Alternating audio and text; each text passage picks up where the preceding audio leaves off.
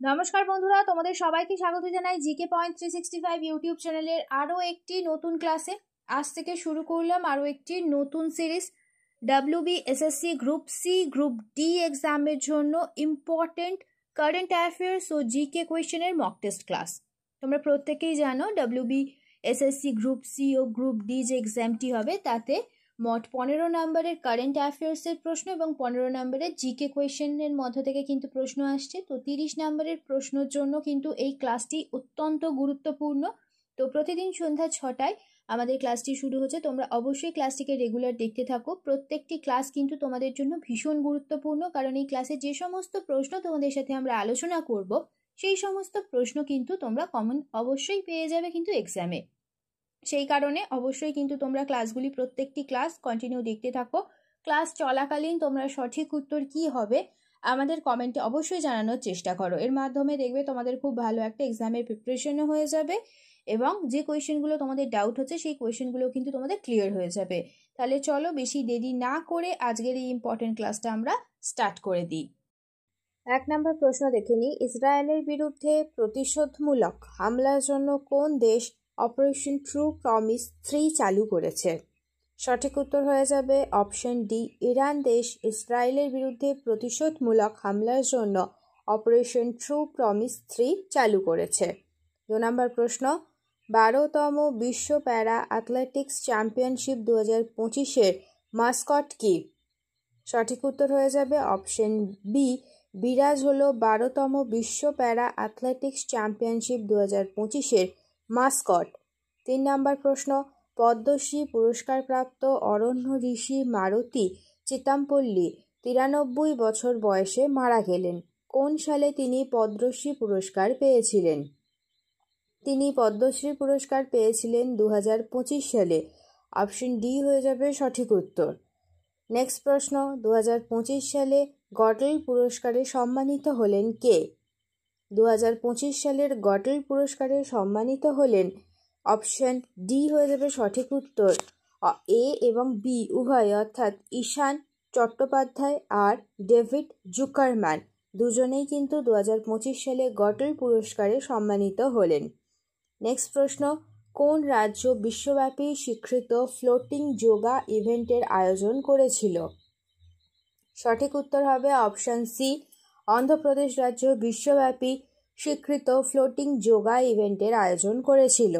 Next প্রশ্ন, পার্বতী তির্কি কোন ভাষার জন্য যুব পুরস্কার পেয়েছিলেন? সঠিক উত্তর হবে অপশন ডি, পার্বতী তির্কি তিনি হিন্দি ভাষার জন্য যুব পুরস্কার পেয়েছিলেন। নেক্সট প্রশ্ন, সূর্যালোকের কোন রং পাতা দ্বারা প্রতিফলিত হয়? সঠিক উত্তর হবে অপশন বি, সূর্যালোকের সবুজ রং প্রতিফলিত পাতা দ্বারা প্রতিফলিত হয়ে থাকে। নেক্সট প্রশ্ন, ভারতের বৃহত্তম পাবলিক সেক্টর ব্যাংক কোনটি? ভারতের বৃহত্তম পাবলিক সেক্টর ব্যাংক হলো SBI, যেটি 1955 সালে স্থাপিত হয়। নেক্সট দেখি, 2025 সালে অস্ট্রেলিয়ান ওপেন্সে জয়ী হন কে?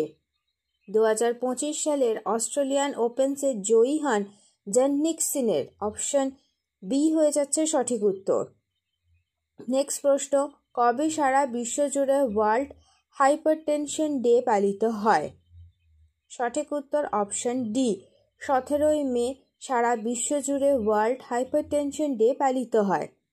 নেক্সট প্রশ্ন দেখি, 2025 সালের দোহা ডায়মন্ড লিগে নীরাজ চোপড়া কোন মেডেল জয়লাভ করেছে?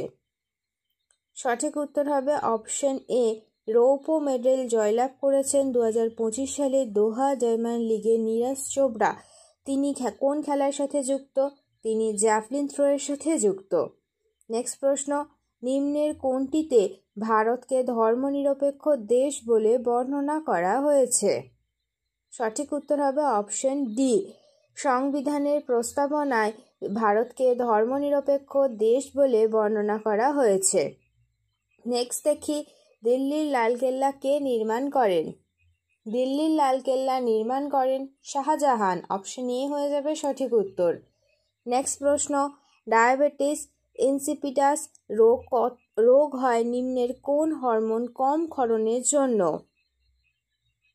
সঠিক উত্তর হবে option C, ADH anti diabetic hormone কম ক্ষরণের জন্য ডায়াবেটিস ইনসিপিডাস রোগটি হয়ে থাকে।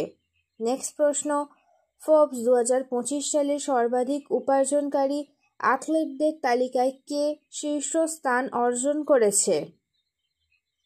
2025 সালে সর্বাধিক উপার্জনকারী অ্যাথলেটদের তালিকায় শীর্ষস্থান অর্জন করেছে ক্রিস্টিয়ানো রোনাল্ডো। অপশন সি হচ্ছে সঠিক উত্তর। নেক্সট প্রশ্ন, হেপারিন ক্ষরণ করে কোন শ্বেত রক্তকণিকা? হেপারিন ক্ষরণ করে থাকে বেসোফিল নামক শ্বেত রক্তকণিকা। অপশন বি হবে সঠিক উত্তর। নেক্সট প্রশ্ন, বাতাসের গতিবেগ মাপার যন্ত্রের নাম কি? বাতাসের গতিবেগ মাপার যন্ত্রের নাম অ্যানিমোমিটার। অপশন বি হয়ে যাবে সঠিক উত্তর। ব্যারোমিটারের সাহায্যে বায়ুর চাপ মাপা হয়, আর হাইগ্রোমিটারের সাহায্যে বাতাসের আর্দ্রতা মাপা হয়ে থাকে। নেক্সট প্রশ্ন, তাপমাত্রা বৃদ্ধির সঙ্গে সঙ্গে কোন অর্ধ পরিবাহীর রোধ কিরূপ পরিবর্তন ঘটে? সঠিক উত্তর হয়ে যাবে অপশন ডি, তাপমাত্রা বৃদ্ধির সঙ্গে সঙ্গে কোনো অর্ধপরিবাহীর রোধ কিন্তু কমে যায়। নেক্সট প্রশ্ন দেখি, সম্প্রতি কোন ভারতীয় বিমান সংস্থা বিশ্বের তৃতীয় সেরা কম খরচের বিমান সংস্থা হিসাবে স্থান পেয়েছে?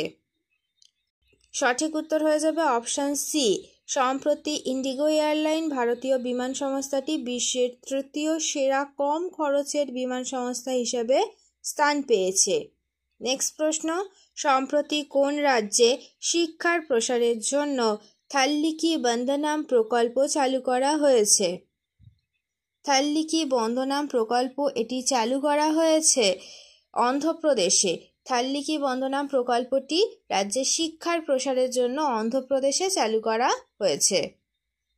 নেক্সট প্রশ্ন দেখি, বাসিনী হলো একটি কৃত্রিম বুদ্ধিমত্তা চালিত ভাষা অনুবাদ প্ল্যাটফর্ম, যা কোন মন্ত্রণালয় দ্বারা তৈরি করা হয়েছে?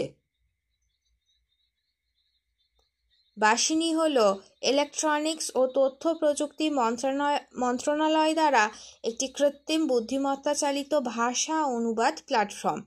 নেক্সট প্রশ্ন দেখি, 2025 সালে 12তম পুরুষ হকি এশিয়া কাপ কোন শহরে অনুষ্ঠিত হবে? সঠিক উত্তর হয়ে যাবে অপশন এ, রাজগীর বিহারে 2025 সালে 12তম পুরুষ হকি এশিয়া কাপটি অনুষ্ঠিত হবে। নেক্সট প্রশ্ন দেখি, 2025 সালে গ্লোবাল এনার্জি ট্রানজিশন ইন্ডেক্সে ভারতের স্থান কত? সঠিক উত্তর হবে অপশন ডি, 71তম। নেক্সট প্রশ্ন, কোন উদ্ভিদের শস্য থেকে তেল পাওয়া যায়? এখানে যে 4টি অপশন রয়েছে, তো সেখান থেকে সঠিক হবে অপশন সি, নারকেল থেকে কিন্তু তেল পাওয়া যায়। এখানে 4টির মধ্যে থেকে কিন্তু তেল পাওয়া যায়, কিন্তু এখানে প্রশ্ন করেছে কোন উদ্ভিদের শস্য থেকে তেল পাওয়া যায়। তো তাহলে সঠিক উত্তর এখানে হয়ে যাবে কিন্তু অপশন সি, নারকেল। নেক্সট প্রশ্ন, সম্প্রতি প্রয়াত পদ্মশ্রী পুরস্কারপ্রাপ্ত ডক্টর সরোজ ঘোষ কোন সংস্থার ডিরেক্টর জেনারেল ছিলেন? সঠিক উত্তর হবে option A, national council of science মিউজিয়ামের ডিরেক্টর জেনারেল ছিলেন পদ্মশ্রী পুরস্কারপ্রাপ্ত ডক্টর সরোজ ঘোষ। শেষ হলো আজকের ক্লাস। আজকের ক্লাসে তোমাদের সাথে আমরা আলোচনা করলাম WBSSC গ্রুপ সি এবং গ্রুপ ডি এক্সামের জন্য ইম্পর্টেন্ট কারেন্ট অ্যাফেয়ার্স আর জিকে কোয়েশ্চেন আনসারের মক টেস্ট ক্লাস নিয়ে। যাদের আজকের ক্লাসটি ভালো লেগেছে প্রত্যেকে ক্লাসটিকে একটি লাইক করো, সাথে তোমার বন্ধুদের সাথে ইম্পর্টেন্ট ক্লাসটা অবশ্যই শেয়ার করে দাও। আর তোমরা যদি আমাদের চ্যানেলে নতুন হয়ে থাকো তাহলে অবশ্যই চ্যানেলটি সাবস্ক্রাইব করে পাশে থাকা বেল বাটনটা ক্লিক করে অল করে রাখো ফর অল নোটিফিকেশন, যাতে সবার প্রথমে আমাদের ক্লাসের নোটিফিকেশন তোমাদের কাছে পৌঁছে যেতে পারে। প্রতিদিন ঠিক সন্ধ্যা 6টায় আমাদের ক্লাস চালু হয়ে যাচ্ছে। তোমরা অবশ্যই প্রত্যেক দিন আমাদের ক্লাসগুলিকে অবশ্যই ফলো করতে থাকো। প্রত্যেকটি ক্লাস তোমাদের জন্য ইম্পর্টেন্ট, সেই কারণে অবশ্যই শেষ পর্যন্ত প্রত্যেকটি ক্লাস তোমাদের দেখতে হবে। তাহলে চলো, তোমাদের সাথে দেখা হচ্ছে নেক্সট ভিডিওতে। ততদিন ভালো থাকো, সুস্থ থাকো, এইভাবে আমাদের পাশে থাকো। ধন্যবাদ।